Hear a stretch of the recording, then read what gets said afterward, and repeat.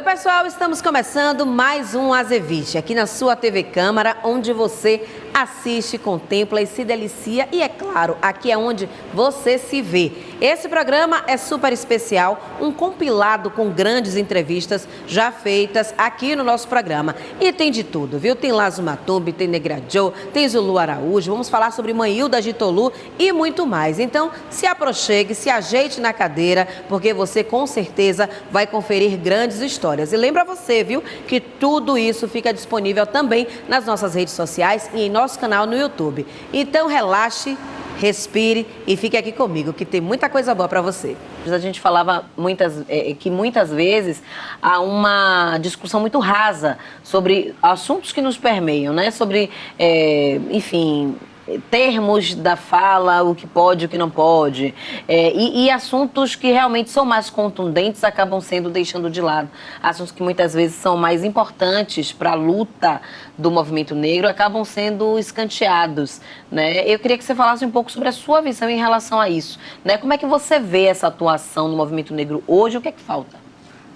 Olha, o movimento negro brasileiro avançou muito. Então, a primeira coisa que a gente tem que constatar é isso. Muitas conquistas foram alcançadas, muitas mesmo. Eu que tenho 50 anos já aí na estrada, já sou um dinossauro, posso dizer que a gente avançou muito. Mas nós esgotamos duas coisas. As nossas pautas, elas continuam ainda, no meu entendimento, ancoradas num passado, e o modelo. Os formatos organizacionais da comunidade negra, eles estão defasados. Eles já não respondem mais às necessidades que a comunidade possui. Então, e essas duas coisas têm a ver com a dinâmica da sociedade. O fato de existir racismo no Brasil e o fato da gente ser antirracista não significa negar que a sociedade brasileira é mestiça. Não pode significar, porque você negar a realidade. A sociedade brasileira é mestiça. Nós não somos nem africanos, né, nem puro sangue, digamos assim, né? Então, há uma necessidade da gente compreender a complexidade que significa a sociedade brasileira do ponto de vista político e do ponto de vista social. Traduzindo isso que eu estou aqui falando, a gente tem que saber linkar a luta de combate ao racismo com a luta por melhoria das condições sociais, com a conquista de alianças. Sozinhos, nós não venceremos essa luta. A luta de combate ao racismo num país que teve 400 anos de escravidão, o movimento negro, a comunidade negra não vencerá sozinha. É necessário que a gente tenha aliados, é necessário que a gente conquiste uma outra parcela da população para nos ajudar a conquistar essa vitória. E para isso, a gente não pode ser exclusivista. Então, essa é a lógica, ou seja, você não pode ter um discurso que afaste o seu aliado, você não pode ter uma prática que exclua o seu aliado. Então, o racialismo, quando você estabelece que a cor da pele é o único critério para que uma pessoa possa lutar contra o racismo, você está excluindo um monte de gente que não são negras, mas que são combatentes ao racismo, sim. E no Brasil eu lhe dou inúmeras pessoas assim. Na Bahia eu lhe dou inúmeras. Eu posso falar de Juca Ferreira, João Luiz da Silva Ferreira, ex-ministro da Cultura. Eu posso falar de Emiliano José, ex-deputado federal. Eu posso falar de Paulo Fábio, ex-deputado estadual. Eu posso dar um monte de exemplos públicos, né, de pessoas que sempre estiveram aliadas conosco na luta de combate ao racismo. Então, essas pessoas não podem ser nem ignoradas, nem a gente pode se dar ao luxo de excluí-las desse processo de luta. E eu citei esses nomes assim mais conhecidos para exemplificar, mas isso você vai encontrar num percentual grande na sociedade brasileira, grande. Então, isso traduzindo é o quê? É estratégia política. Você não pode imaginar que você vai fazer uma luta de combate ao racismo num país com as características como a nossa, apenas com um discurso descolado da realidade. Eu disse anteriormente, um monte de negros e negras brasileiros hoje estão com a extrema-direita. Alguma coisa ocorreu nesse processo. Aqui na Bahia, nós temos negros e negras, adeptos de igrejas evangélicas, que são intolerantes do ponto de vista religioso e promovem o racismo religioso. E que são eleitos deputados, vereadores, deputadas, vereadoras, eleitas pelo povo. E que são os nossos inimigos do ponto de vista do respeito à pluralidade religiosa que está garantida na Constituição brasileira. Agora eu lhe pergunto, essas pessoas deixaram de sofrer racismo? Não. Então essa luta não é tão fácil quanto a gente possa imaginar.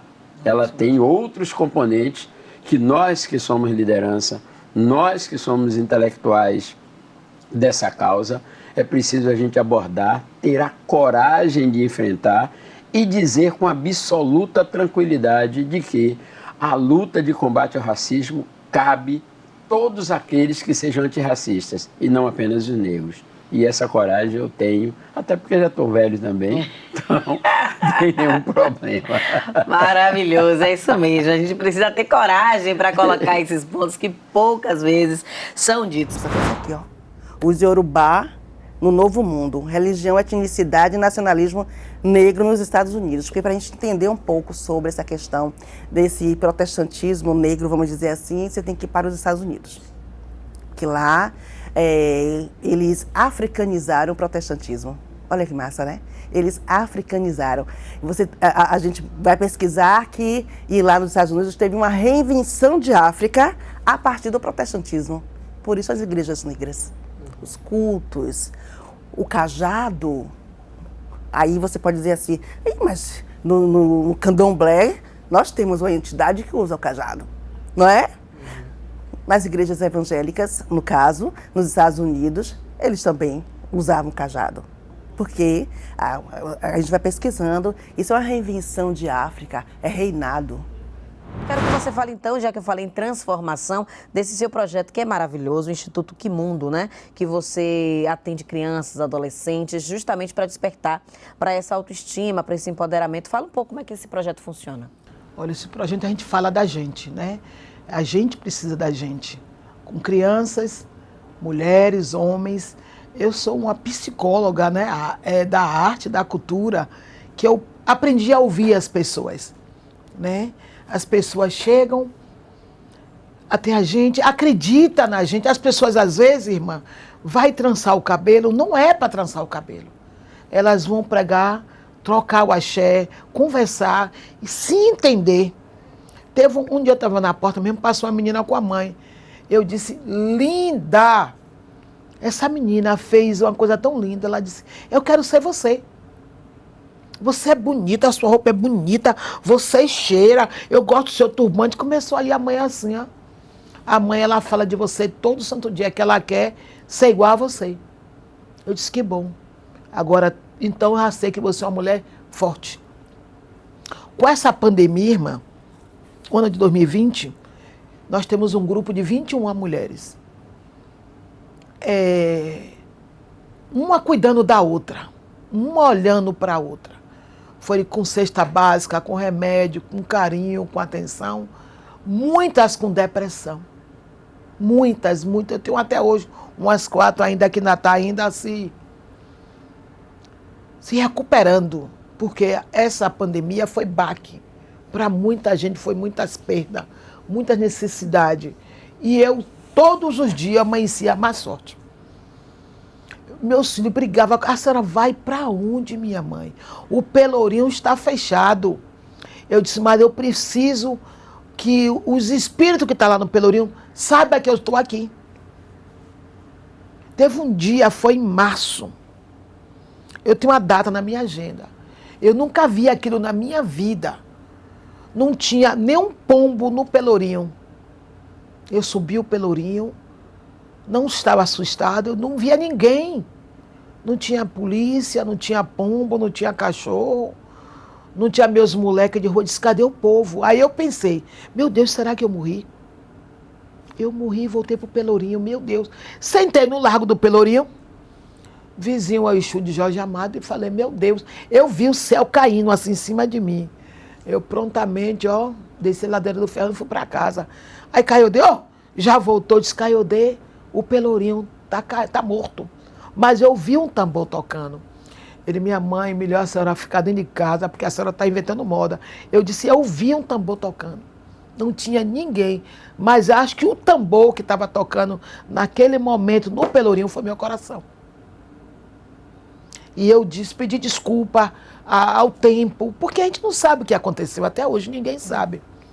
Pedi a Omolum saúde. Eu conversando, Deus, o que é que está acontecendo com a gente? Eu vi as pessoas chegar na porta da gente com necessidade de comer. Aí a gente tira o que tem 2 galinhas, tem que dar uma. Tem que dar uma. Se tem 1 quilo de carne sertão, corta no meio, dá um pedaço. Dá 1 quilo de feijão, dá um... Gente, foi 2 anos de... Eu não sei o que foi aquilo que aconteceu. E ainda até hoje, ainda tem pessoas que não estão escutando. Pessoas que têm medo de vir para a rua. Pessoas que se jogou na rua. Com essa pandemia de 2 anos, até hoje, pessoas que estão precisando se curar. Eu tomei essa semana a minha vacina, a 5ª dose, eu vi pessoas dizer assim, eu não tomo nenhuma, quanto mais a 5ª. Mas cada um vai seguir a norma da vida como quiser. Se aparecer mais uma para tomar, eu vou tomar. Porque a gente tem que estar curado para curar outras pessoas. Teve ontem não, quando eu digo ontem, hoje ou amanhã, é o agora. Uma menina me ligou e fez assim, você nunca mais ligou para mim. Eu digo, ligue para mim também. Porque eu tenho um mundaréu de pessoas que está mais necessitada do que você. Você está sentindo o quê? Nada. Estou me sentindo triste. Bote um samba e vá sambar. Vá na rua e faça uma caridade. Maravilha. Quando a chuva cair, agradeça, vá lá e toma um banho de chuva. Tem pessoas que não estão levantando da cama. Essas pessoas que eu tenho que estar ali, Anda, vamos, cadê você? Daquilo que caracteriza a sua atuação, principalmente lá no Rosário dos Pretos, que é essa inserção das pessoas de candomblé, dos espíritas, das pessoas de outras denominações religiosas para a sua igreja. O senhor aí conseguiu colocar um culto, fazer um culto diferente, justamente colocando a gogô, a tabaque, fazendo com que a missa seja algo diferente, algo que a pessoa se sinta acolhida, pelo menos essas pessoas que entendem sobre a sua ancestralidade, por exemplo, né, que gostam dessas vivências. Como foi que o senhor teve esse despertar para a importância de trazer esses elementos para dentro da igreja do Rosário dos Pretos?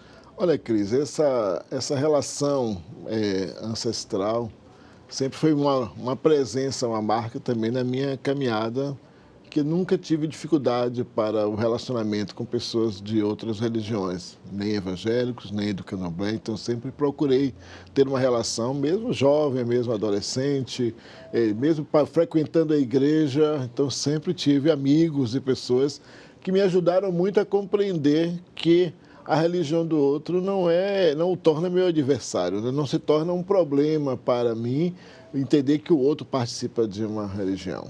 Quando me fiz padre, então, sempre, mesmo não tendo uma atuação direta, como tem hoje no Rosário, mas sempre tive uma relação amigável com várias outras comunidades religiosas. Daí talvez seja o fato de ter sido trazido, de ter sido sugerido meu nome para o Rosário, por ter uma relação mais fácil com ele, que não é o caso de muitos outros irmãos padres.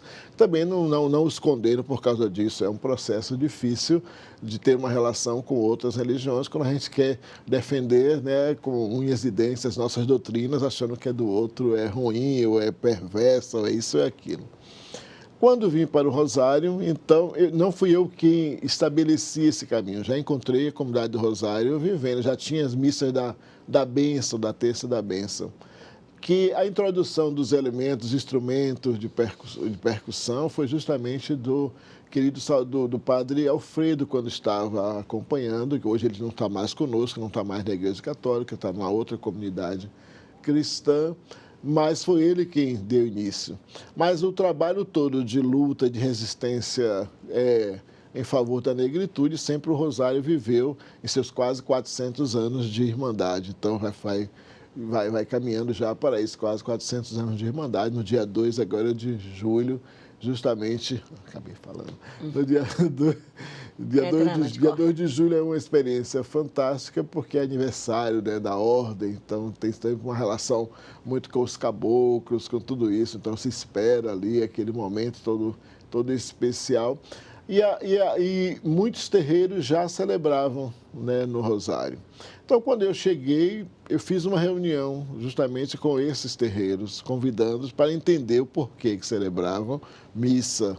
Porque tinha muita discussão se deveria ser a missa com introduzir mais elementos do candomblé ou não. Não, os terreiros nos disseram, bom, a gente vem aqui para assistir a missa, né? A gente não tá pedindo para transformar a missa num xerê, né?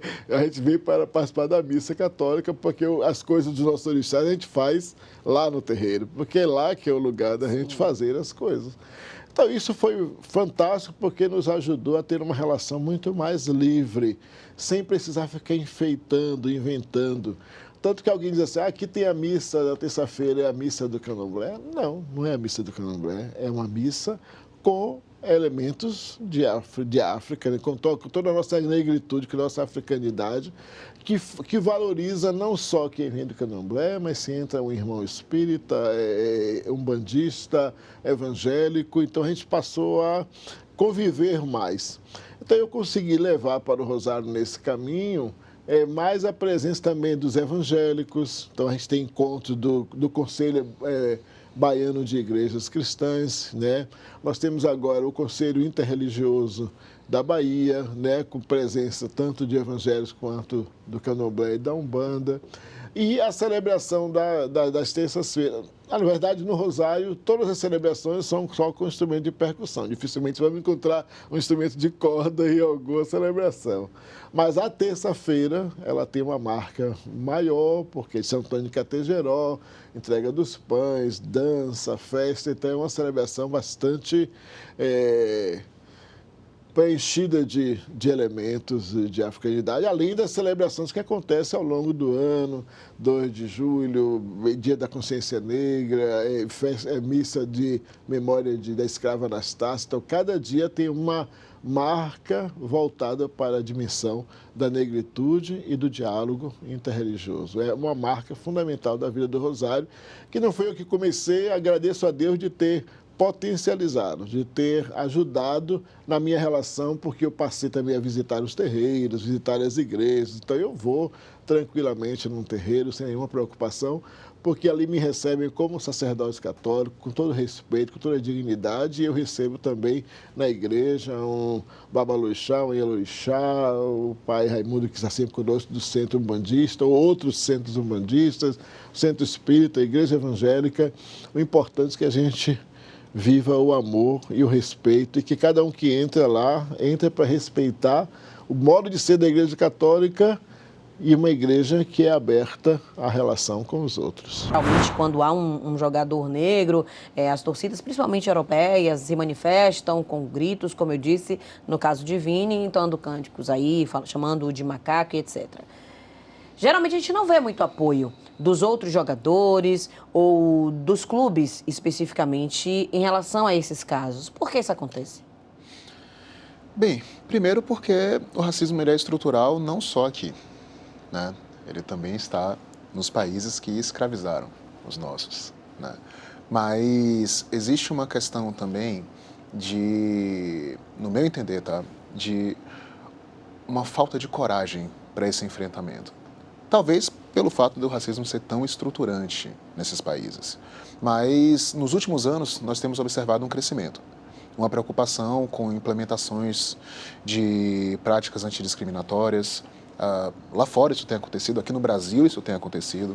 Eu tenho dialogado com algumas pessoas sobre isso, cuidados dos clubes. Aqui no nosso estado, o Esporte Clube Bahia construiu um núcleo né, de trabalho para ações afirmativas, o que foi também muito importante, também muito determinante para essa mudança de comportamento da instituição.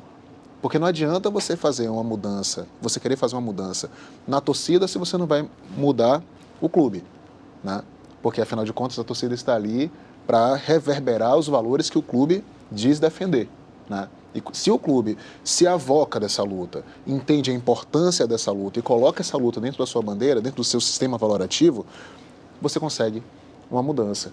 Então, eu acho que os últimos anos, o crescimento desse debate, o amadurecimento desse debate, faz com que jogadores como Vinícius Júnior possam ter a coragem que outros jogadores não tiveram ou não puderam ter.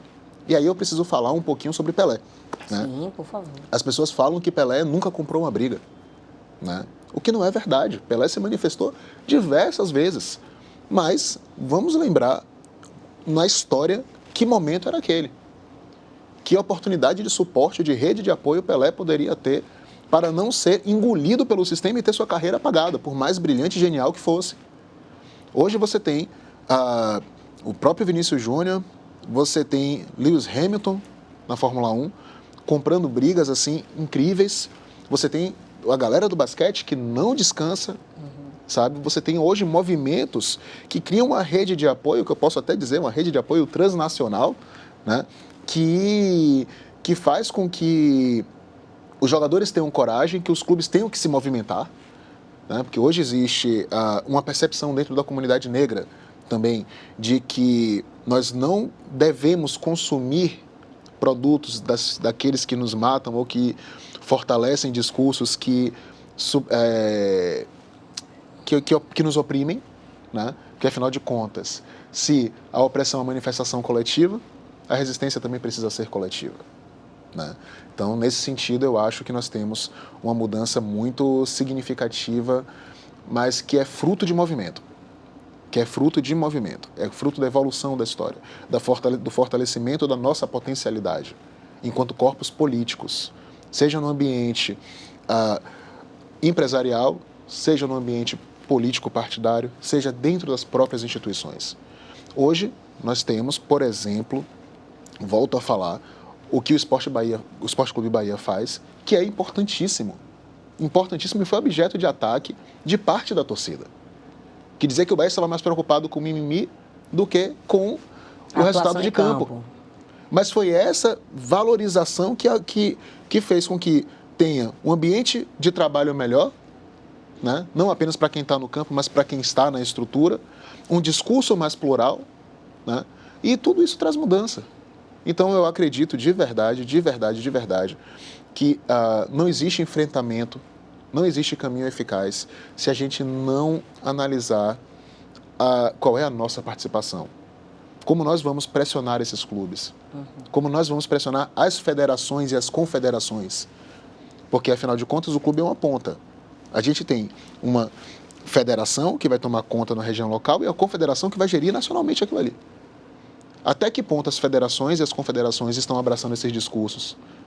Até que ponto você tem um alinhamento no ideal antidiscriminatório para que quando você for aplicar uma determinada punição, essa punição seja de fato respeitada e não venha uma canetada de cima para baixo, fazendo ou desfazendo as coisas, sabe? Isso vem com a participação, isso vem com o nosso lugar.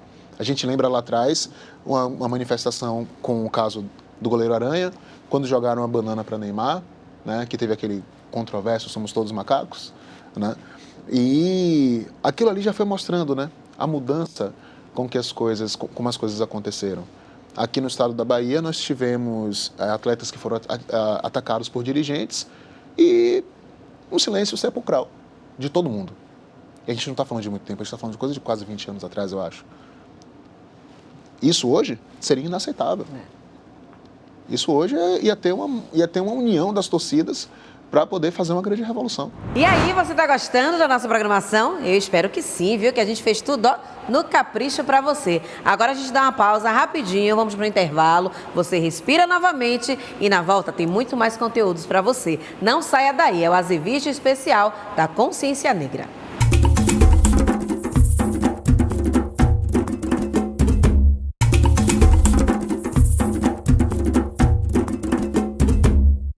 Pronto, minha gente, foi rapidinho, só o tempo mesmo de você dar aquela respirada, se ajeitar de novo aí na sua cadeira e continuar aqui comigo, viu? Não quero ninguém saindo daí, porque ainda tem muita coisa boa, muitos relatos, muitas histórias impactantes que com certeza você vai gostar. Esse é o Azeviche especial, focado aí no mês da consciência negra, onde, claro, a gente precisa conhecer e reconhecer as nossas personalidades, essas pessoas que tanto nos representam. Então, continue aí que tem muito mais para você. Chegou aqui, encontrou rolando Nega do Cabelo Duro de Luiz Caldas. Qual foi sua reação? Como é que você se impactou com essa música e você reagiu aí, criando a alegria da cidade?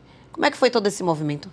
Fiquei mal, porque tinha saído daqui e deixado o Ilhaê, os blocos afro, no movimento de defesa da comunidade negra muito acirrado. E, de repente, quando eu volto, encontro uma música que desqualifica a mulher negra, que desqualifica a mulher, tocando em todas as rádios. Tinha uma parte do movimento negro que estava batendo de frente. Mas, assim, tinha uma comodidade por parte do todo que me incomodava. E eu falei, não acredito que está acontecendo isso. É como se eu encontrasse em Salvador e a comunidade negra em Salvador trabalhando há 40 anos atrás. Isso me incomodou de tal forma que, na viagem que eu fiz para o Rio de Janeiro, eu fui falando com o Jorge Portugal, eu fui desabafando com ele, né? De tal forma que ele falou, ele não falava mais, ele não falava nada, ele só ouvia. E eu tererê, tererê, tererê, tererê, tererê, tererê, tererê, tererê, ele. E logo depois que nós voltamos, ele falou, ó, daquele nosso papo, eu digo, que papo? Foi um monólogo, eu só falei. Ele falou, pois é, rolou isso. E me deu a letra de A Liga da Cidade, que foi a que eu cantei nesse instante. Uma letra que para mim foi um marco naquele momento em que estávamos vivendo um movimento chamado de Axé Music, que começou exatamente com uma música que discriminava e desconstruía todo um trabalho feito pelos blocos afros. Então isso para mim foi muito marcante. Foi como se fosse eu tivesse sido apunhalado em nome da minha comunidade negra, tivesse sido apunhalado nos meus nas minhas colocações de dores, sofrimentos, na minha história. Isso me incomodou bastante. E inclusive, houve resistência, né, para que você lançasse essa música. Você teve que passar para a Margarete, ela foi alterada. Fala um pouquinho como é que foi Na isso. realidade, quando eu voltei em 86, por conta das diretas já em São Paulo, eu falei, pô, isso está acontecendo no Brasil, cara. Vai resvalar na Bahia, eu quero estar lá.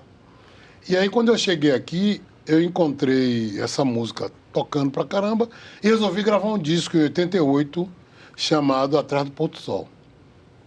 Na época, eu estava produzindo esse disco com um cara chamado Ricardo Cavalcante, que era o dono da Tacadisco aqui na Praça da Sé. E aí, quando ele começou a ver eu fazendo o arranjo dessa música, ele falou assim, que música medíocre. Que música ridícula essa que Gileno fez. Ele achava que a música era do meu parceiro antigo. E eu tomei um susto quando eu ouvi aquela fala. Eu parei e falei, não estou entendendo, o que você falou? Essa música é ridícula, medíocre. Eu falei, opa. Eu fiquei olhando para ele, ele falou, eu vou aqui no banheiro e volto. Quando ele foi no banheiro, que voltou, ele perguntou para mim, e aí, já fez o arranjo? Eu disse, não. Ele, por quê? Eu digo, porque a música encontrou um racista na frente dela. Ela cumpriu o papel dela. E eu não vou gravar. Porque eu sabia que, além daquilo que eu estava vivendo, ia ter outros entraves lá na frente, se eu continuasse com ele. E, obviamente, depois daquela minha postura, ele vazou. Acho que semanas depois, Margarete me pediu uma música. Eu falei, porra, nega, é essa aí. Se você está na pole position, vai lá e solta o pé. E ela foi e gravou pela Polygram.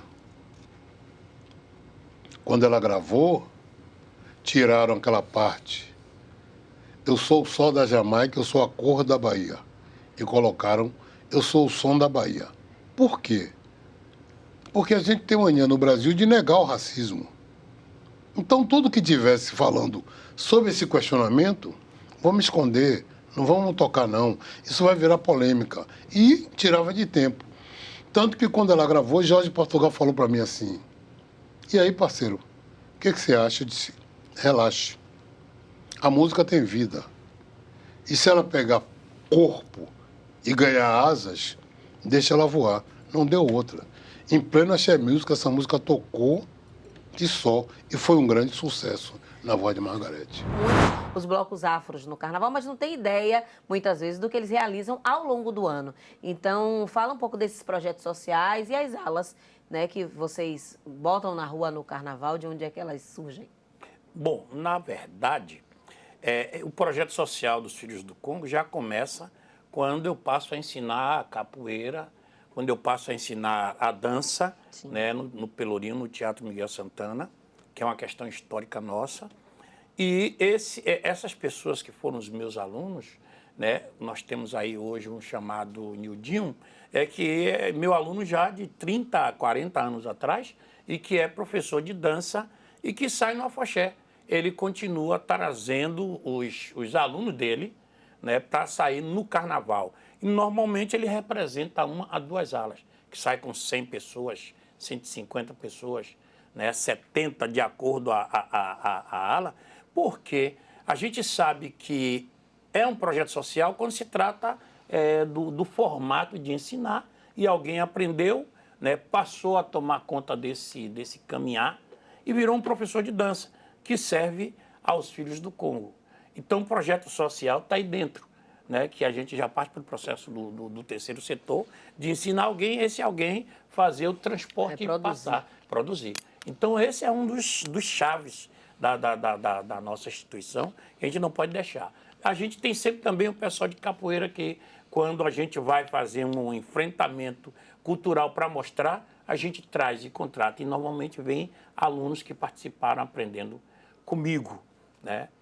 Isso quando eu falo de capoeira, eu não sou um capoeira da rua, mas sou admirador e acompanhador. Eu sou um capoeira que aprendi com 2 mestres que estão vivos aí, qual os 2 eu sempre peço a benção, que é o mestre Vigílio da Fazenda Grande do Retiro, né? Foi meu mestre, né? E o mestre Curió, né? Que todos conhecem, que é um homem que, assim, eu tenho uma admiração grande pelo fato de ter sido doutor honoris causa fora da Bahia e lhe deram esse presente, né? Então, foi por ali que eu aprendi e que nós temos o prazer de dizer que está aí vivo contribuindo. E a partir deles eu passei a ensinar a outras pessoas, como fui professor de capoeira durante quase 20 anos na escola de menor, né? Quase 25 anos. E depois fui passando por outros locais ensinando. Então, todo esse caminho faz parte dessa estratégia da questão social. Agora, mais para cá, né, já quase uns 20 anos, a gente tem preparado e educado jovens dentro desse sentido de desenvolver a arte. Então, nós temos um grupo de pessoas que vem de mãe e filhos que estão dentro do afoxé, na área da costura, né, que é uma questão social, né? Hoje a nossa presidente Lil Silva, né, a qual eu tive o prazer de fazer o preparatório para ela, mais outras mulheres, conduziu a afoxé, tem o interesse de desenvolver, por exemplo, a construção de roupa feita à mão, né, com os detalhes, trabalhar com o jeans e o pano do afoxé, que é o nosso trabalho direcionado. Então, na realidade, nós descobrimos uma pessoa em Fortaleza em que faz o nosso pano. O nosso pano não é feito aqui na Bahia, né? É feito lá em Fortaleza, roda em São Paulo e volta para a gente. O qual, assim, eu creio que a Bahia precisava, já que tem esse conhecimento histórico, nós somos a segunda África, não é dita só por mim, é por quem conhece, por pesquisadores, né? Um dos estados mais negros do Brasil, né? Depois da África. Então, a história nossa vem daí dessa pesquisa. Então, nós temos não só o processo do artesanato, a confecção de sabonete, né? Nós temos essa confecção, nós temos isso tudo filmado e gravado. Quando a gente consegue fazer um projeto que é passado, esse projeto, pelo edital, a gente constrói convocando pessoas de Boca da Mata, através do meio de comunicação, né, de Castelo Branco, do centro da cidade, é aberto realmente. E aí nós temos diversas parcerias de convocar essas pessoas para participar do empreendedorismo negro. E que não é uma coisa de agora. O empreendedorismo negro já vem de lá de muito tempo, né, da construção da raça negra. Então, esse é um dos caminhos, além desse aspecto de confecção, de peça e original, curso preparatório para o processo de melhor educação dessas mulheres negras e homens negros, que é importante. Este é o compromisso do Afoxé Filhos do Congo e que tem trilhado por essas linhas, e a gente tem aí feito uns 8 a 10 projetos passados, né? E mais outros que a gente tem feito sem ter grana na mão, né? Feito por vontade, por questão de que necessita, e estamos abertos para as pessoas que queiram ser nossos parceiros para conduzir, porque a gente sabe que nós somos parte do terceiro setor e que o governador, ou seja, os governos, os governantes não vão lá no terceiro setor. Precisa enxergar melhor essas instituições que têm um compromisso com a comunidade e que está ali para ensinar a música, para ensinar a dança. Né? Na pandemia mesmo, nós tivemos uma contribuição grande, né, dentro da linguagem de ajudar, através da Pracatu, com apoio de Carlinhos Braus e outras pessoas, onde nós cedemos o cartão de contribuição para as pessoas que estavam num problema sério que nós passamos. Nós tivemos a distribuição de mais de 300 cestas, né, que foi participado através da Secretaria da Reparação Municipal, com a nossa querida Ivete Sacramento, né? Assim, a instituição gostaria de ter mais parceiros, porque eu canso de dizer, vou continuar dizendo enquanto puder experienciar que o nosso Pai nos dá, que o nosso Afoxé não é só carnaval. Né? Nós temos uma história, uma estrutura, e passar para as pessoas. Assim como nós já levamos as pessoas para a faculdade. A nossa presidente formou em administração, né, por uma faculdade, e que ela foi buscar o conhecimento de patrocínio.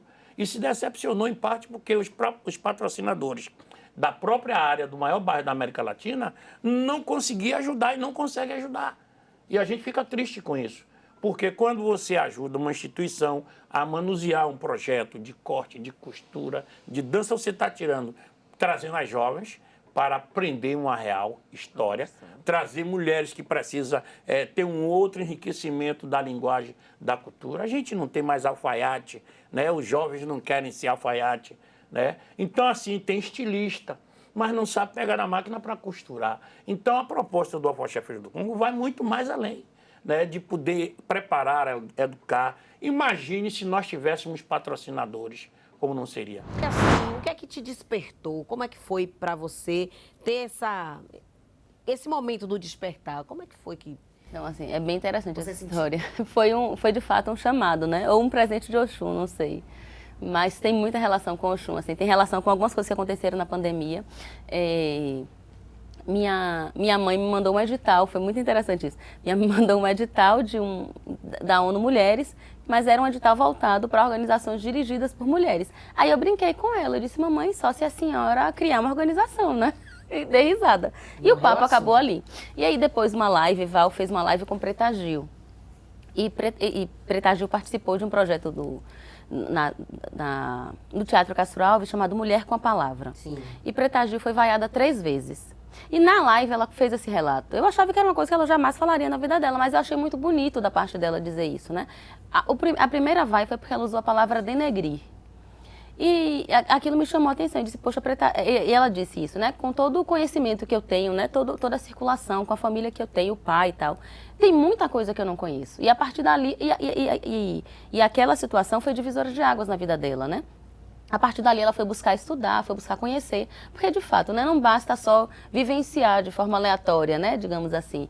Tem questões que a gente só vai aprender se a gente de fato buscar e se a gente tiver os caminhos, né, para buscar. E aí ela me deixou reflexiva, assim, tipo, o que é que eu posso fazer enquanto mulher negra da terceira geração dessa família para contribuir com o conhecimento e com a formação de outras mulheres, né?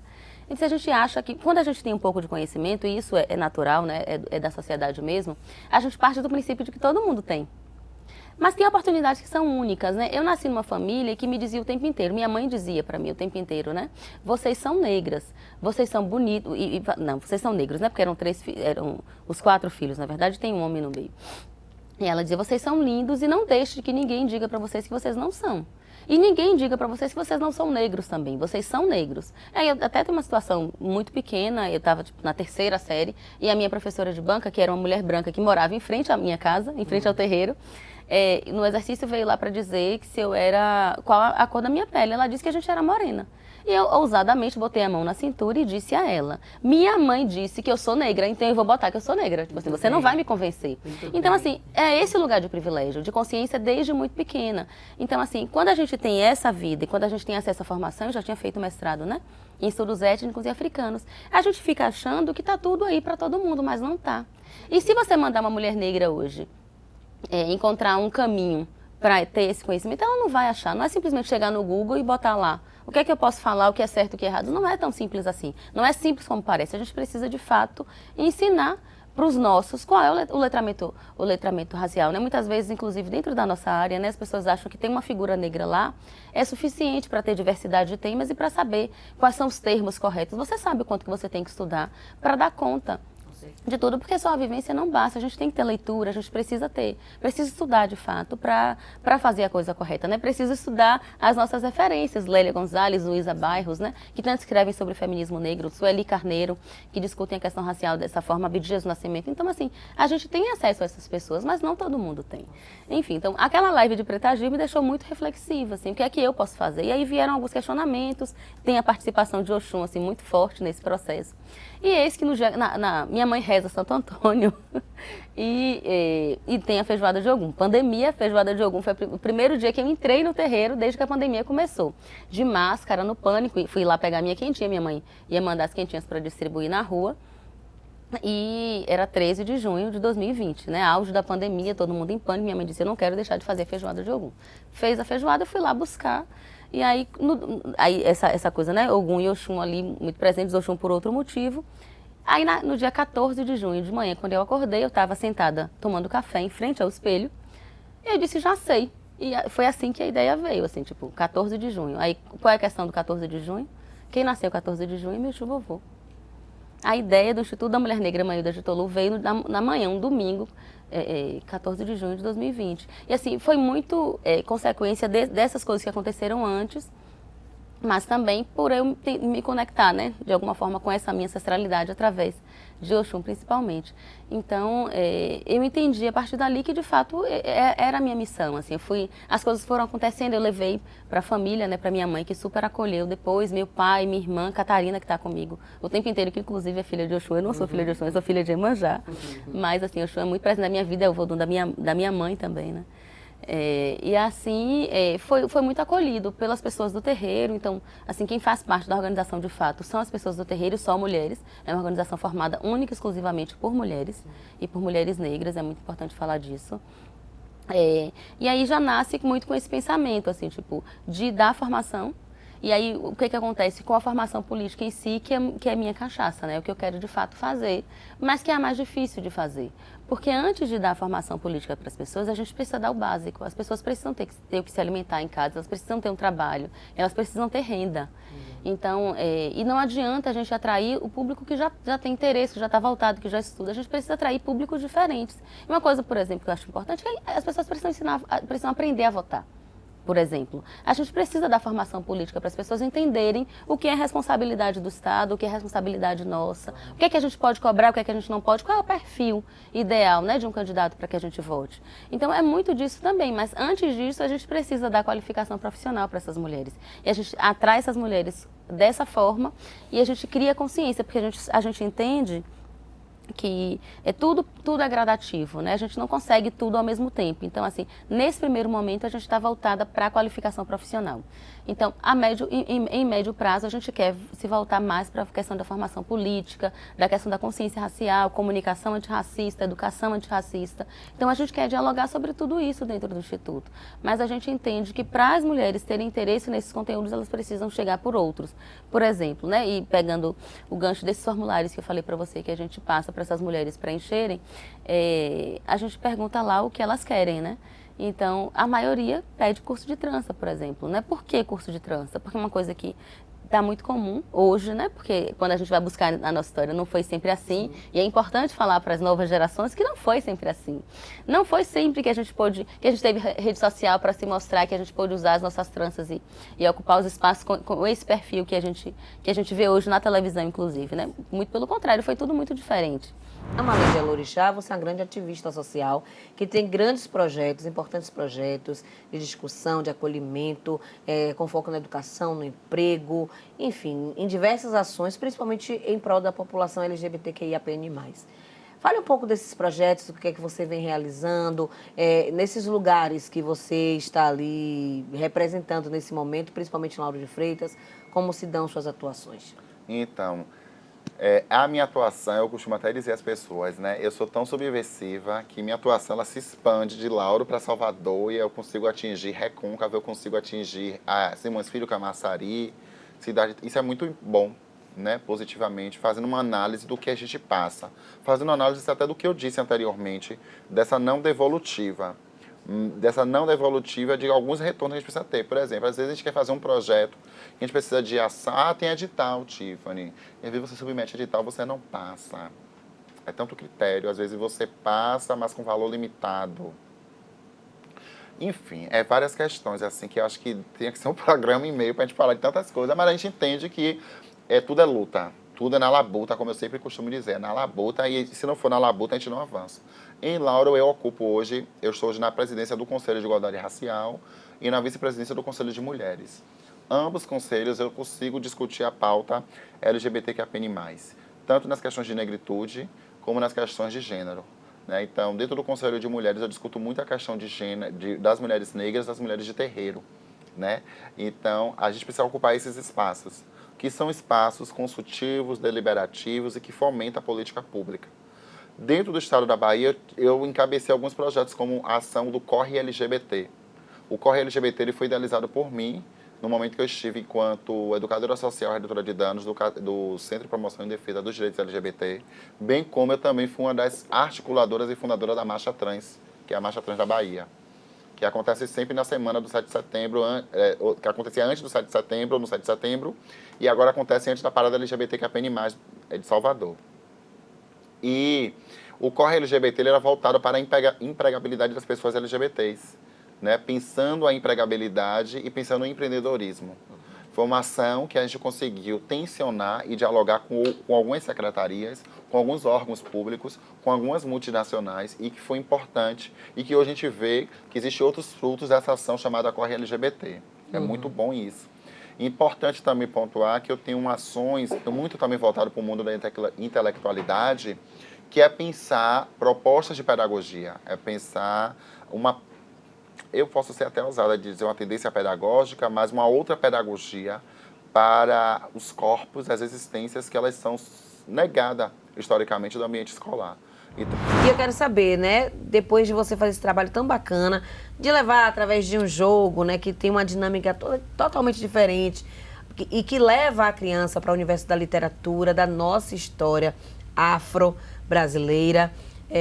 Como é que tem sido esse retorno, né? Você leva o jogo para as escolas e que tipo de retornos você recebe? Não se pode pensar em fazer um projeto que não tenha como você dimensionar um retorno desse projeto, porque senão ia chover no molhado, né? Você ia fazer o projeto, já botou os livros, já botou os jogos e acabou, não. Por isso mesmo. Esse não é o papel também das nossas linhas de política de leitura, né, desenvolvida na Fundação Gregório de Matos. A nossa linha é sempre ter um projeto que você tenha como quantificar o retorno disso. E graças a Deus, além dos jogos, a gente deixa um questionário para as professoras que de 3 em 3 meses passam para a gente o retorno disso. Quantas crianças leram os nossos livros, como é a dinâmica, como é que está sendo aceita por essas crianças, porque também não é você impor a criança que ela tem que ler e tem que jogar. Você tem que saber como também levar essa aceitação. E, para nossa grata surpresa, né, as professoras, as coordenadoras sempre nos pedem, Jane, a gente quer mais jogos, a gente quer outra vivência, ou com palhaço, ou com outra dinâmica, porque as crianças ficam ávidas por mais e mais histórias. Por essa razão, agora, em 2024, nós vamos trabalhar, montar, remontar, mas com outros livros, né? Com livros que hoje você tem aí, uma gama muito grande. Nos últimos 4 anos, você tem grandes autores negros e de grandes livros que falam, por exemplo, você tem uma Cássia Vale, que tem a Calu, ela lançou a Calu, né, que era uma menina cheia de assunto, e agora já lançou a Ziza. Então, são histórias de crianças negras. Então, que esses livros já farão parte da nossa segunda etapa do Kaiowere. Por quê? Para dar uma continuidade no histórico da matriz africana com a linguagem infantil. Infelizmente, por hoje é só. Acabamos por aqui o nosso Azevite especial da consciência negra. Espero que você tenha aproveitado, tenha se deleitado com tantas histórias fortes, impactantes, que servem como inspiração para a gente. Então, ficamos por aqui. Não sofram, não chorem. Lembre que toda segunda-feira temos Azevite inédito aqui na sua TV Câmara, também nas nossas redes sociais e no nosso canal no YouTube. Então procure lá, curta, se inscreva, compartilhe. Fique à vontade que esse espaço aqui é todo seu. A gente se vê. Tchau, tchau.